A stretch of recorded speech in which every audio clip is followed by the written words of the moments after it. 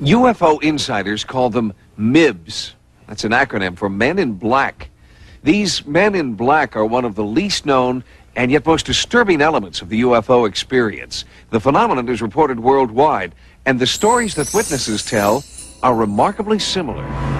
Seeing a UFO can be an exhilarating experience, but for some, that excitement soon turns into desperate paranoia. After a sighting, some witnesses report that they're threatened and harassed by mysterious thugs known to UFO investigators as MIBs, Men in Black. Just who are these men in black? Where do they come from? And why do they seem to be tracking and spying on those who've had a close encounter? There it was. It's a long, lit-up, cigar-shaped object heading just over the rooftop. And then it moved out of sight, and I went back home. And when I got home, my wife said, "You just got a phone call." And I said, "A phone call?" And it said that if you talk to the media about this, that your daughter will die.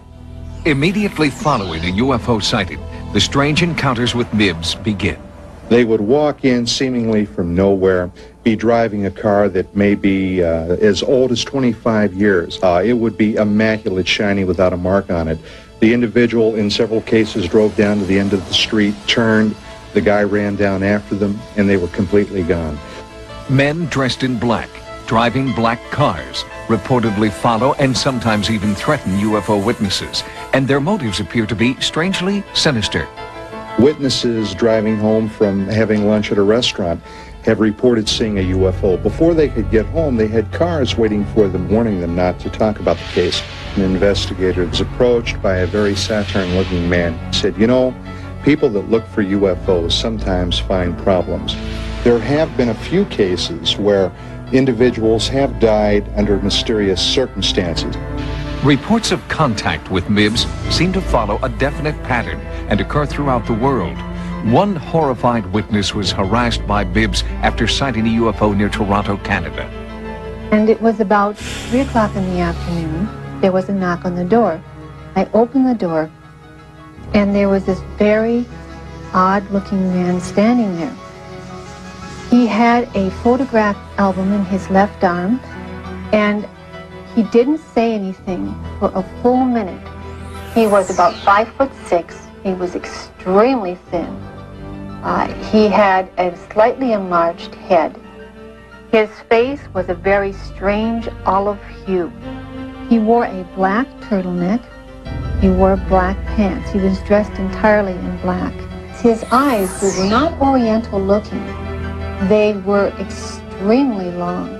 They literally wrapped around his temples. I have never seen eyes like that. Those eyes held me. They held my attention. They seemed to be boring into me. I felt very intruded upon on a mental level by those eyes. The Men in Black cases, for the most part, have stirred up great amounts of paranoia. In many cases, these people have attempted to pass themselves off either as government agents or in some cases Air Force officers. At one point, the FBI was very heavily involved in tracking these cases down and attempting to arrest someone, but no one was ever caught. Composite drawings created from witness testimony lead researchers to believe that MIBs could be aliens who have come to Earth to silence people who know too much about UFOs. In Russia, one witness reported being harassed and physically transformed by a MIB. Professor Paul Stonehill translated the Russian newspaper story about the woman's MIB experience. His touch was paralyzing and left effects upon the body of those whom he touched. His daughter, she became magnetic and she would attract metals. And like her hands became sort of electric conductors. Her touch caused electric shock. This is taking place now because the article is from April of 1992. MIB encounters are so disturbing, investigators fear many valuable witnesses might never come forward. Those who do believe their lives are in danger and claim MIB surveillance intensifies when they contact the media. I think what has happened is they've gone to the black helicopters. So I think that the Men in Black have just left their black Cadillacs behind and taken up black helicopters. These helicopters, which have been described almost as a black UE-type Army helicopter with no numbers visible have appeared almost silently with no helicopter noise that you associate with it. Shirley and George Coyne are the Midwest directors of the Mutual UFO Network, MUFON, a UFO research organization. The Coynes claim that they are being tailed by this silent black helicopter devoid of the necessary FAA identification numbers. This video, shot by Shirley Coyne, is the only footage of an alleged MIB encounter.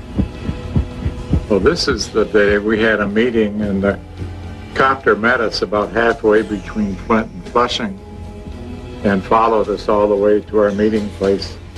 I'm not afraid of them because they haven't done anything to us yet. And I feel the more vocal I am, the less they're going to do. Is it possible that aliens with a secret agenda are harassing UFO witnesses? Or could MIBs be cleverly disguised humans trying to silence those who've had close encounters? Investigators continue to search for answers. It's just something that there is no explanation for. And by working on these cases and trying to use a scientific and investigative formula, we try to get to the bottom of them, but sometimes there doesn't seem to be a bottom.